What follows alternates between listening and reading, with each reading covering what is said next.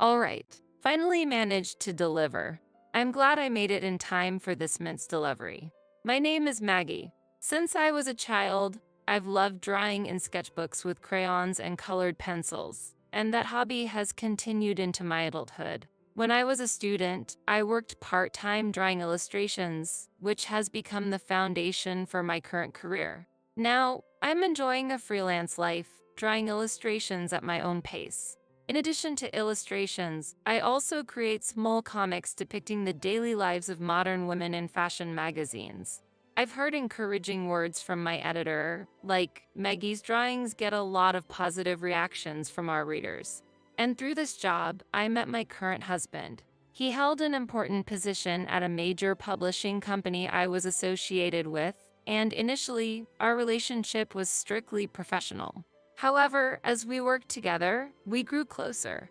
We bonded over shared past experiences, like losing our fathers at an early age. Before we knew it, we were going out for meals and movies together.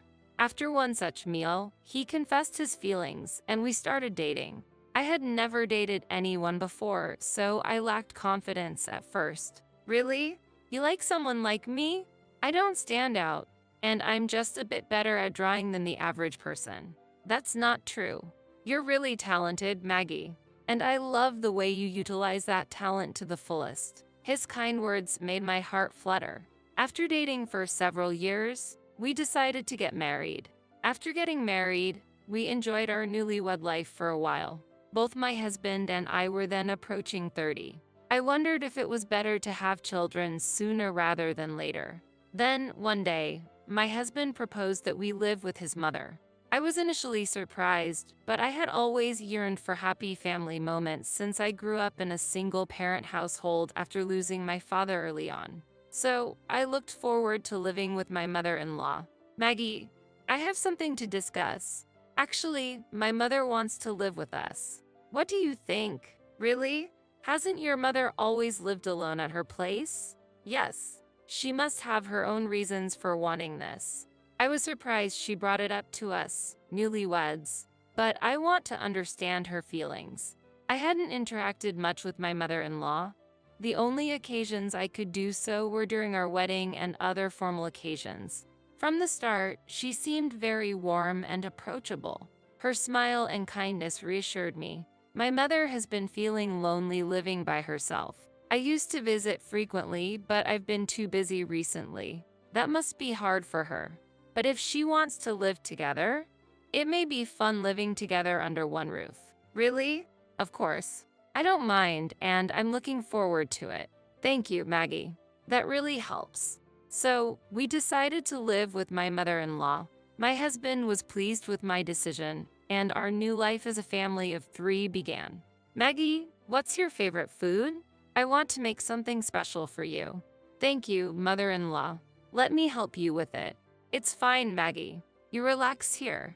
Our cohabitation was going smoothly. My mother-in-law took care of most household chores. I was really grateful for her support, especially because I was exhausted from work. One day, my husband dropped a bombshell. "Maggie, this might come as a shock, but I've been transferred to another region." "What? Really?" I was filled with confusion and anxiety at the sudden news of his transfer. Considering our recent cohabitation, I wondered how this would affect my relationship with my mother-in-law. I thought about ending our living arrangement but couldn't ask my mother-in-law due to the unavoidable nature of the transfer. I also pondered moving with him, but staying in the city was more convenient for my job. "Thanks, Maggie. If you ever have concerns about living with my mother, let me know." I remember feeling a bit relieved by his words. "Thank you, I understand." In the end, I decided to continue living with my mother-in-law, but this decision might have been a bit hasty.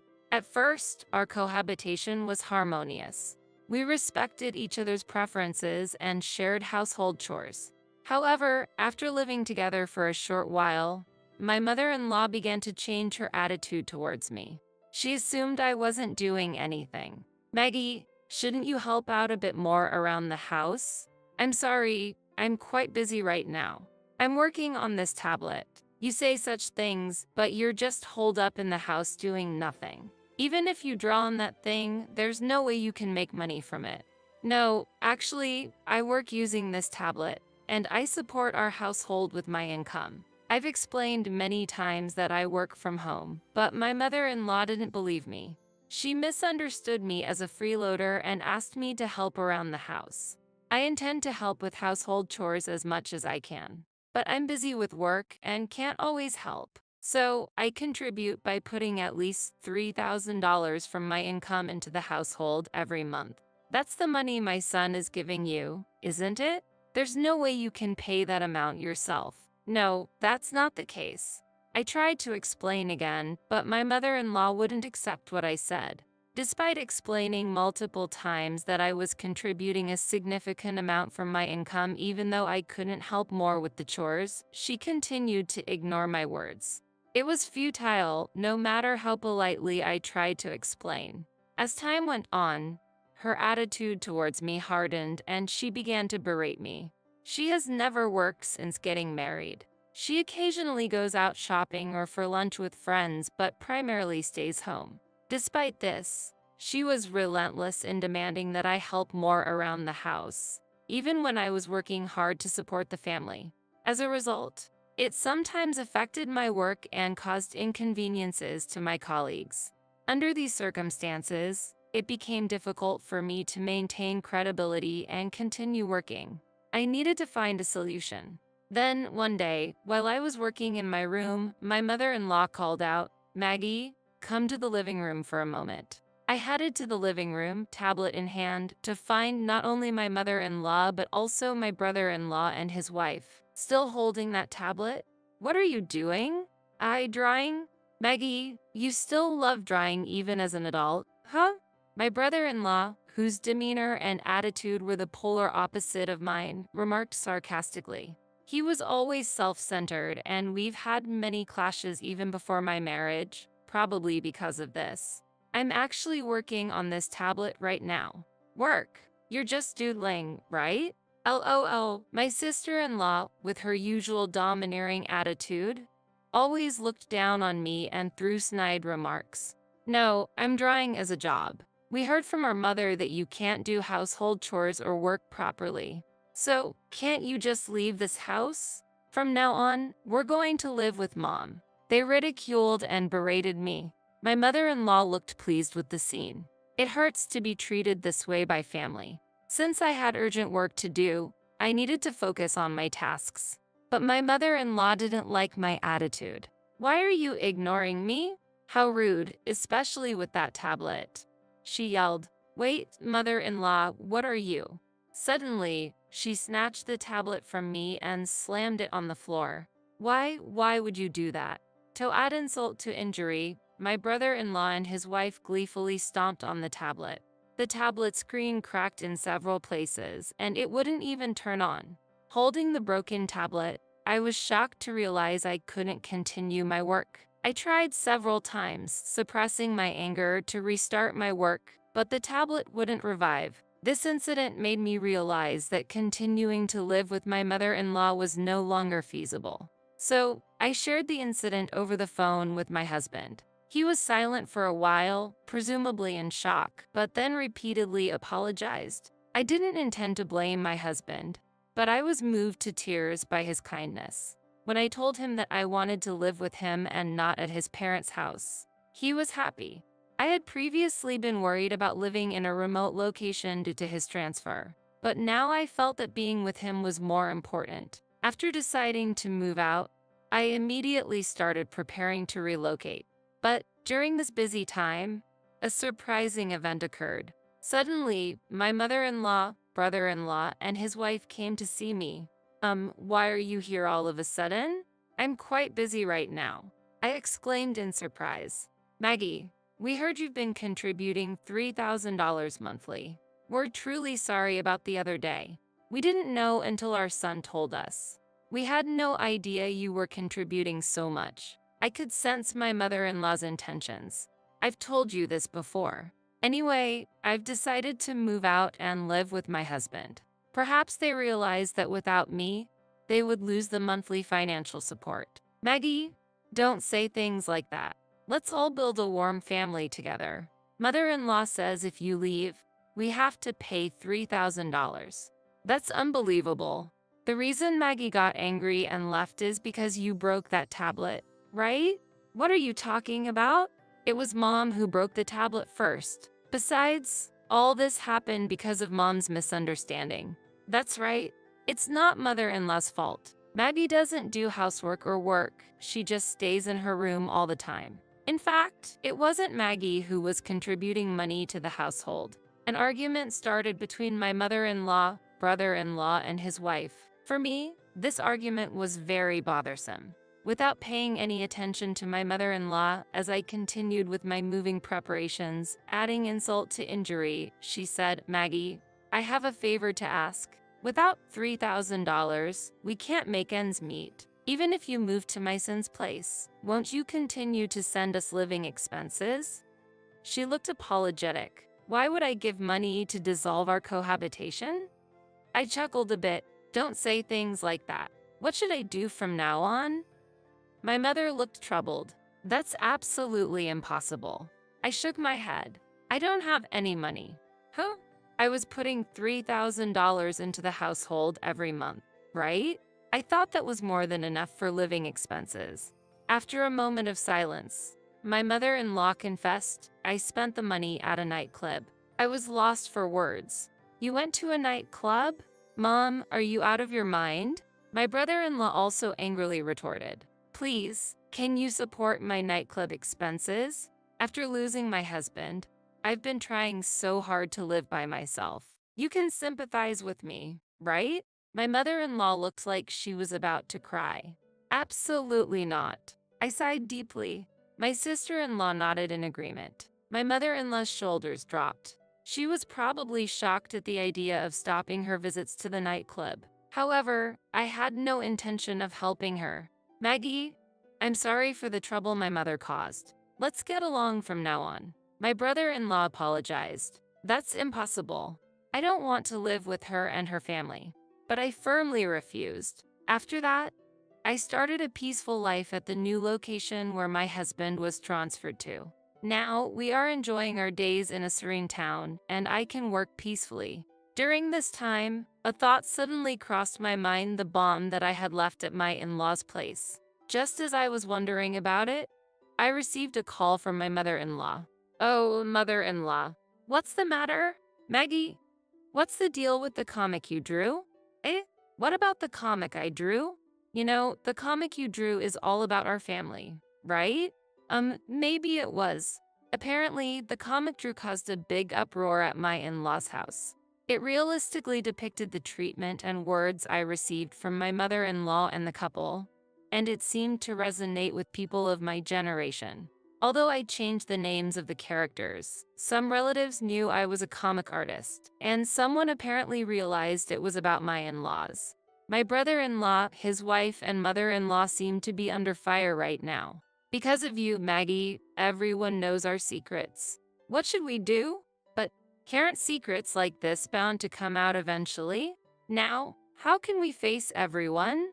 They even found out I was going to a nightclub. It might be difficult, but please resolve it yourself. How cruel. Feeling a bit refreshed at my mother-in-law's outcry over the phone, I learned that the family faced many difficulties afterward. Due to the contents of my comic, angry relatives gathered at my in-laws, and it was revealed that my mother-in-law had spent a lot of money at the nightclub and was in debt.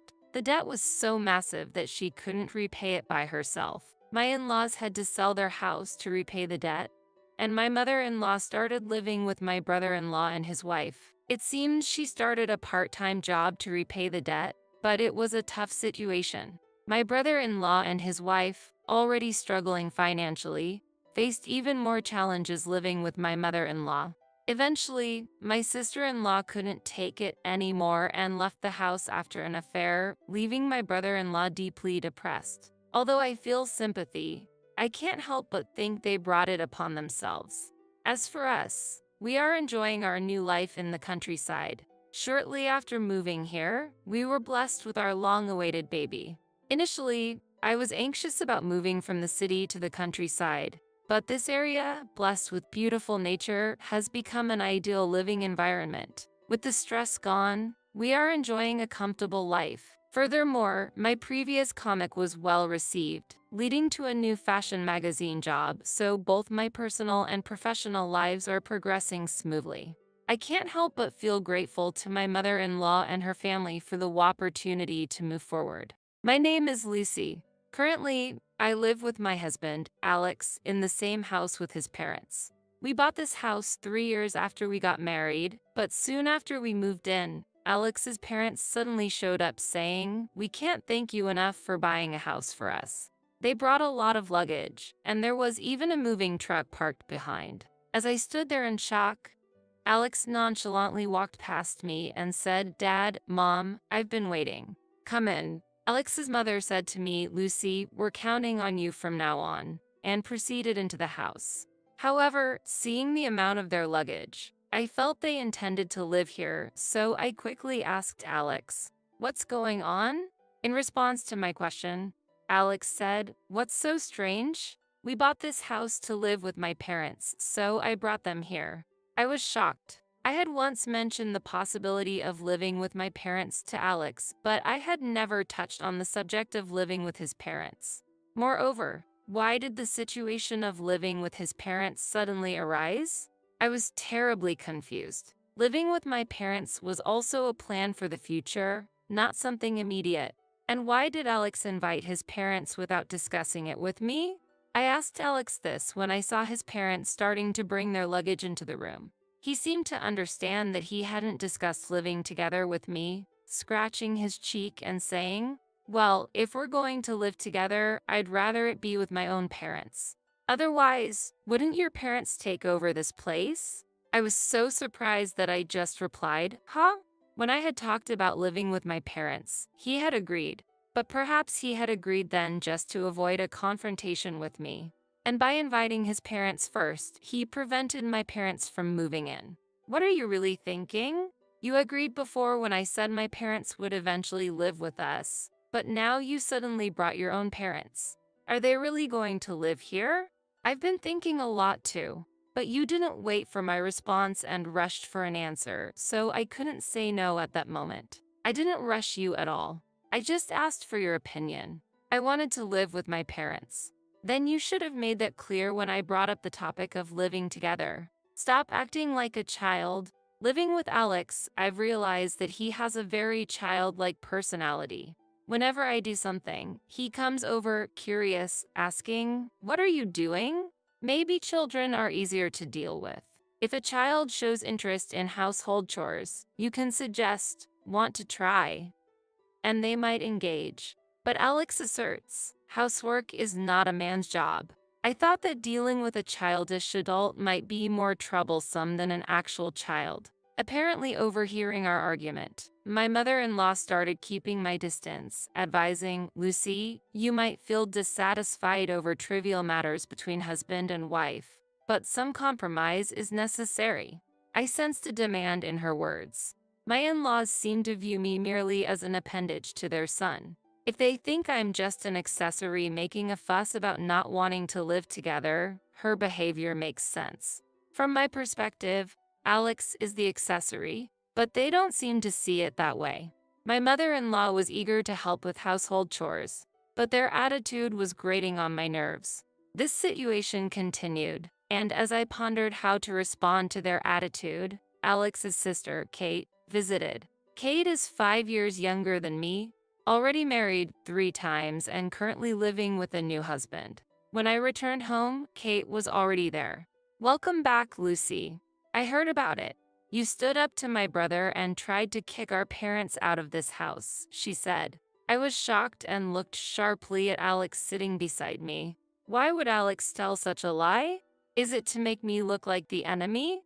Alex wilted under my gaze, averting his eyes. If he feels awkward, he shouldn't have chosen words that blame me in the first place. Then Kate, who had been observing, stood up as if to protect Alex. "Lucy, if you're going to make such a face, please leave. Just as I heard, you are a demon wife. It's bad for prenatal education to have you around." Being suddenly told to leave, I was confused about which part of the house she was referring to. For a moment, I thought she wanted me to leave Alex's room where he was enjoying conversation with his sister, but that didn't seem to be Kate's intention. She stroked her belly and said, "I'm planning to give birth in my hometown. So, Lucy, I don't want you in the house. At least until my child comes into this world." Confused, I replied, "What do you mean?"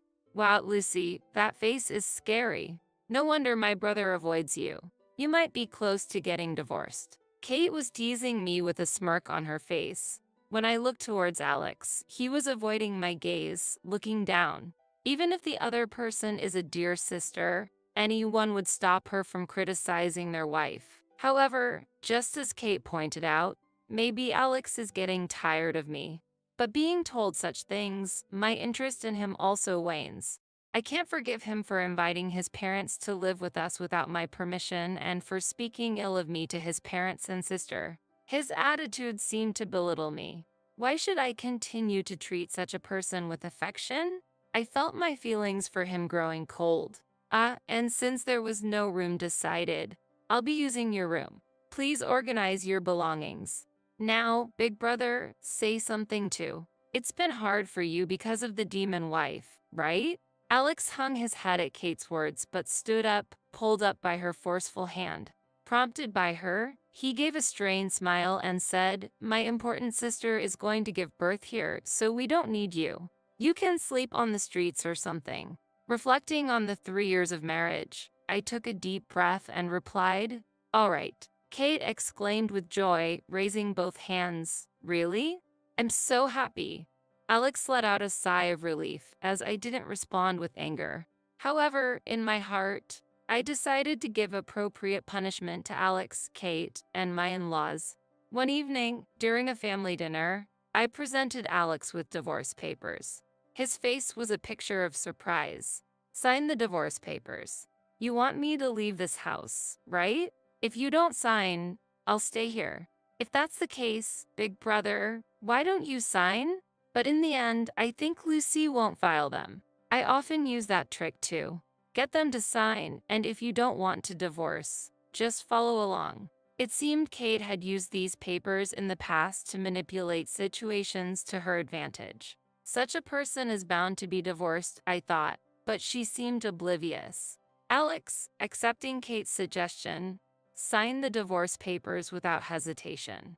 It bothered me that he misunderstood my intention, thinking I presented the papers just as a threat. Normally, such documents aren't presented without the intention to divorce. However, getting his signature so easily made me feel a bit lighter. Now, I could take full revenge on them. The divorce was finalized, and I promptly organized my belongings. At that time, Kate was back home, confirming her plans for childbirth. Hence, she said she didn't intend to come to the house until my belongings were properly stored and the room was cleaned. As a result, I was diligently packing up after returning from work. In the meantime, I found and signed a lease for an apartment suitable for singles and began the process of selling the house. After moving my necessary belongings to the new apartment, I visited my in-laws' house. There, I found Alex, Kate, and my in-laws, all 4 of them together. Knowing that my father-in-law and Alex would be off work that day, and that my mother-in-law and Kate didn't work, I decided to visit when all of them were present. My sudden visit surprised all 4 of them. Moreover, when I arrived, 3 of them, except Kate, seemed to have been enjoying alcohol since the afternoon. In their presence, Alex was saying, "Lucky that woman left. She thought if she got angry, everything would go as she wanted. She acted so arrogantly, troubling me." My mother-in-law responded, "Indeed, Lucy had a somewhat difficult personality." The reason I was angry with Alex was that he started living with his parents and even made me leave the house for his sister, all without discussing it with me. I was angry because of his unreasonable actions. However, it seems within the in-laws family, I am somehow perceived as the bad one. Listening further, remember the girl I introduced earlier? It seems he started dating her, but she's a better match than the previous sister-in-law, right?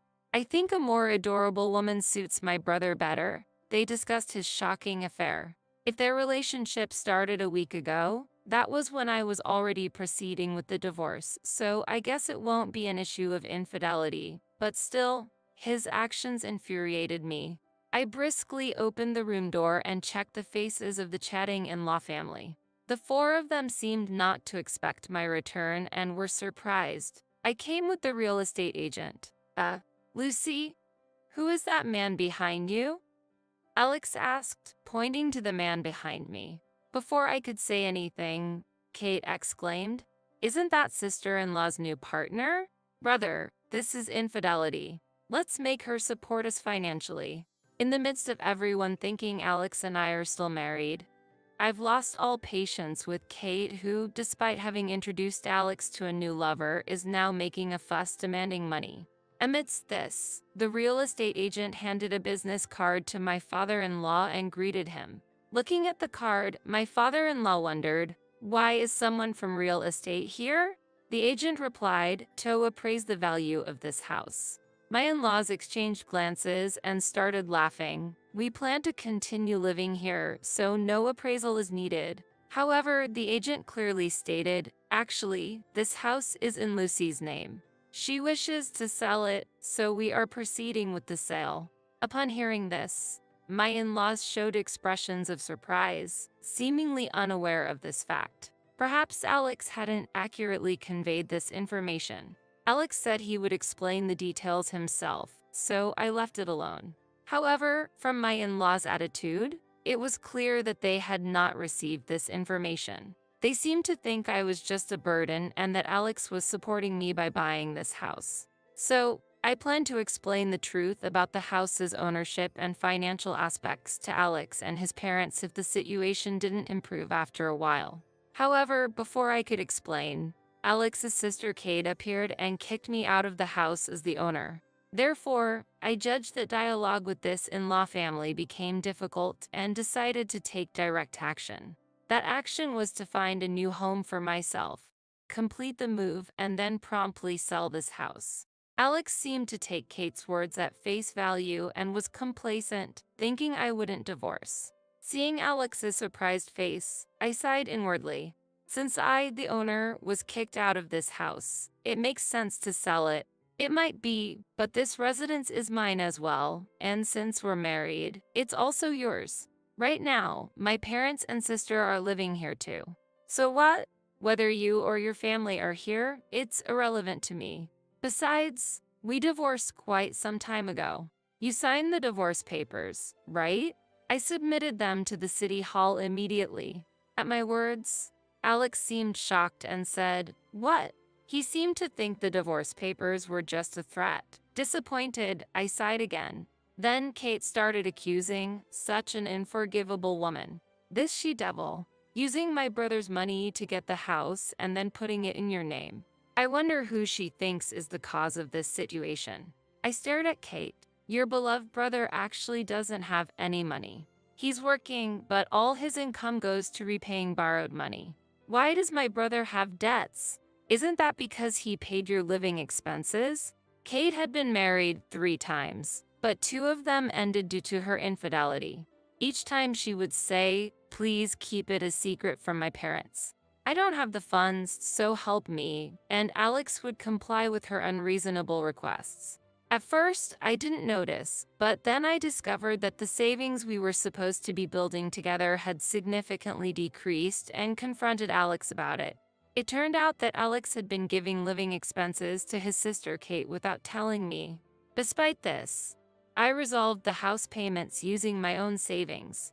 I was beyond surprised and felt utter disdain for him for giving his sister such amount of money. Even if he said he would pay back the money in the future, I could no longer trust his word. I hired a lawyer. It was to recover our joint savings that he had squandered. Before I could share this fact, his parents, learning about their daughter's infidelity, exploded in anger. All her past divorces, she said they were due to personality clashes. To think Kate was unfaithful. Such a dirty child. We didn't raise our children to be adulterers. Wait, Mom, Dad, it's just Lucy talking nonsense. This isn't true.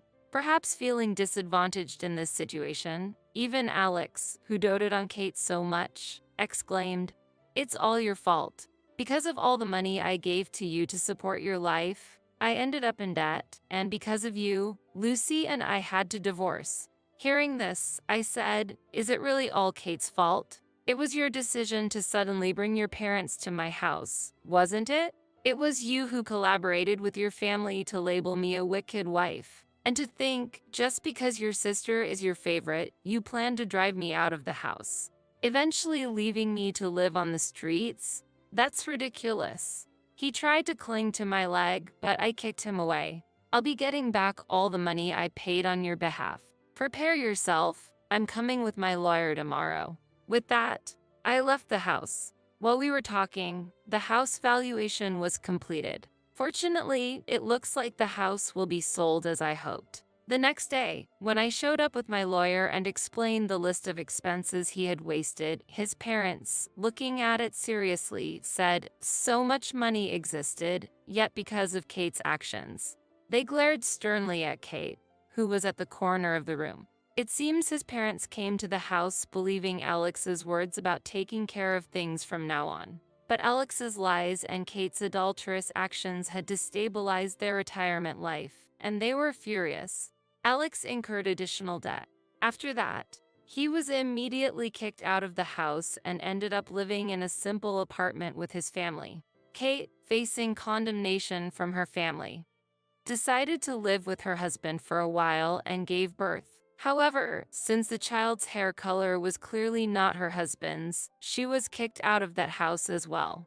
It was difficult for Kate to raise her child properly, and the child was placed in an institution. Kate, with nowhere to go, seemed to have no choice but to return to her condemning family. It seems she is still being asked for money by Alex, but I am free. I am enjoying my independent life and considering trying something new in the future.